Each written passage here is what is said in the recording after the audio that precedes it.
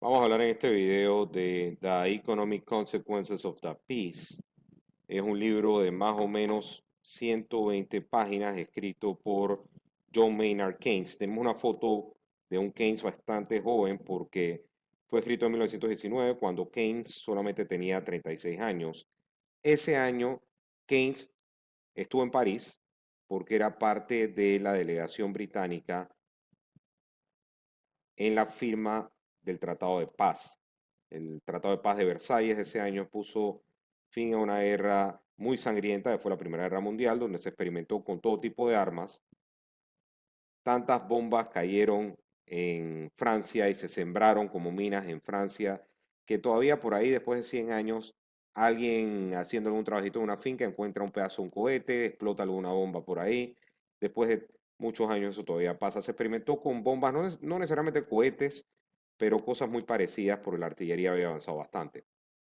Tenemos entonces, los beligerantes eran Alemania con el Imperio Austrohúngaro, con el Imperio Otomano y otros países más pequeños, y por otro lado Francia, Reino Unido, Rusia, Estados Unidos e Italia.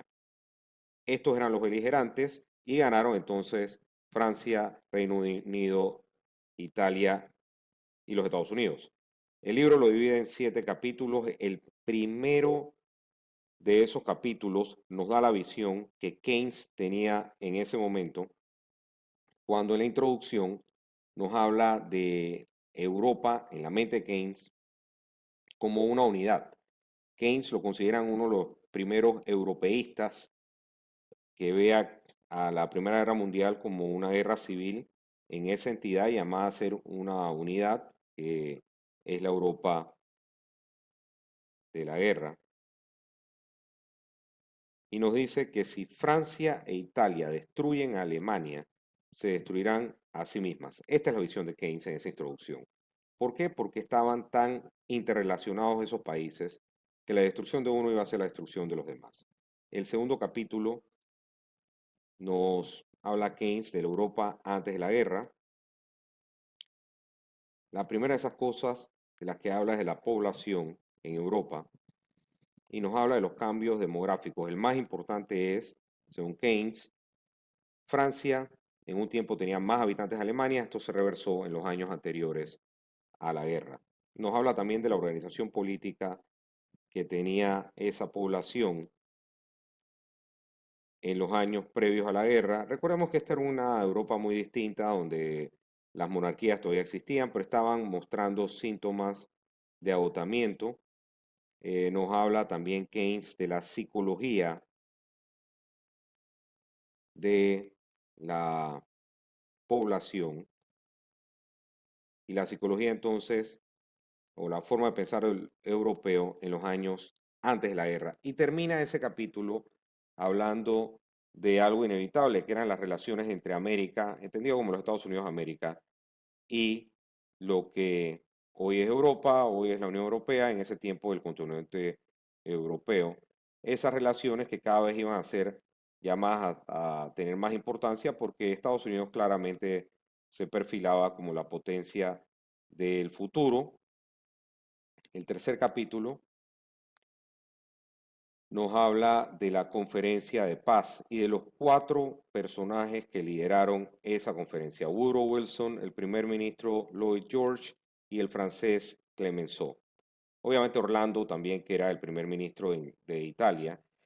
Habla de Clemenceau muy bien porque podía hablar con los otros 3. Sabía inglés porque había vivido en Estados Unidos y sabía también francés, que era el idioma que hablaba Orlando, el italiano. Él dice que había medido muy bien Clemenceau a los otros 3. Eh, Habla también de Woodrow Wilson, le dedica mucho tiempo a Woodrow Wilson. Aquí en la foto vemos que es el más distinguido de los 4. Y incluso habla de que Wilson tenía en la mente de los negociadores una imagen que se destruyó en la conferencia. Dice que ni Wilson ni Lloyd George tenían conocimiento de Europa.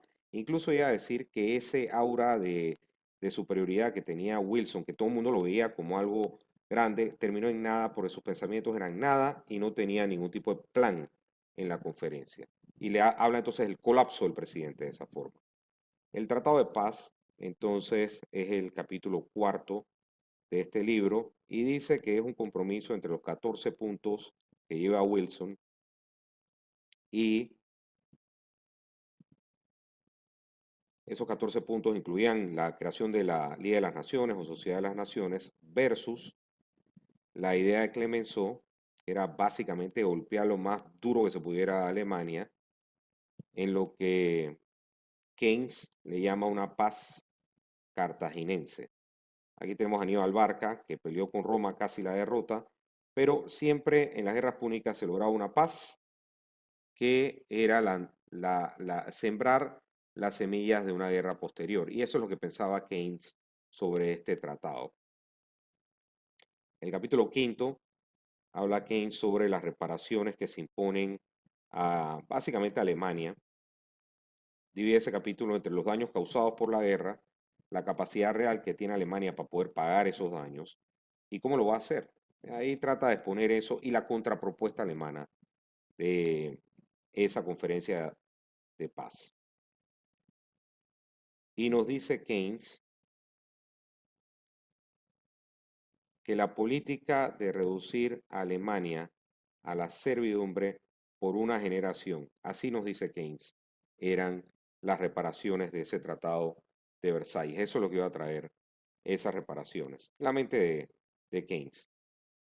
El capítulo sexto nos habla Keynes de la Europa después del Tratado de Paz. Él mismo dice que tiene mucho pesimismo sobre esa Europa que se estaba forjando después de la paz de Versalles. Y lo dice Keynes porque él veía que Alemania no iba a poder pagar la guerra y esto iba a traer como consecuencia que los precios subieran producto de una gran inflación, porque Alemania no podía hacerle frente a esas obligaciones. Y esto es un pronóstico acertado porque después el marco alemán colapsa con la hiperinflación que le siguió a la Primera Guerra Mundial. Y recuerda algo fascinante de este capítulo, es que él recuerda palabras que según él dice Lenin, que son la mejor forma de destruir el capitalismo es devaluar su moneda. Es decir, él lo que está diciendo es, mira, estamos sembrando lo que hubiera planificado los comunistas, lo estamos haciendo nosotros sin planificarlo. El séptimo de los capítulos son los remedios a este tratado. Obviamente el primero de esos, según Keynes, es poder revisar el tratado en su totalidad. Algo interesante, saldar préstamos entre los aliados, es decir, si Francia le debe a Inglaterra, Inglaterra a Estados Unidos, mejor saldemos eso y que haya un deudor único, por decirlo de alguna forma. Esto antecede, junto a una propuesta de un préstamo internacional, a lo que después fue el IMF y el Banco Mundial, dos figuras que no pasan en esta guerra, pero sí pasan en la segunda. Y, por último, habla de que se tenía que prestar atención a lo que iba a pasar en Rusia. Recordemos que habían pasado 2 añitos nada más de la Revolución Soviética.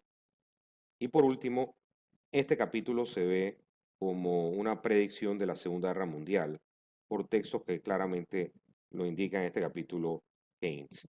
Este libro vale cero, es de dominio público, usted lo puede googlear, va a encontrar este libro y algunas traducciones a varios idiomas. Es un muy buen libro, también hay versiones pagas en Kindle, en varias librerías. Es un tremendo libro, lo recomiendo bastante para entender a Keynes, la figura del economista. Dos, para poder entender los orígenes de la Segunda Guerra Mundial y cómo terminó la Primera. Este es un aporte entonces del Instituto Antequera. Si te gustó este video, visita el site del Instituto Antequera y síguenos en nuestras redes sociales.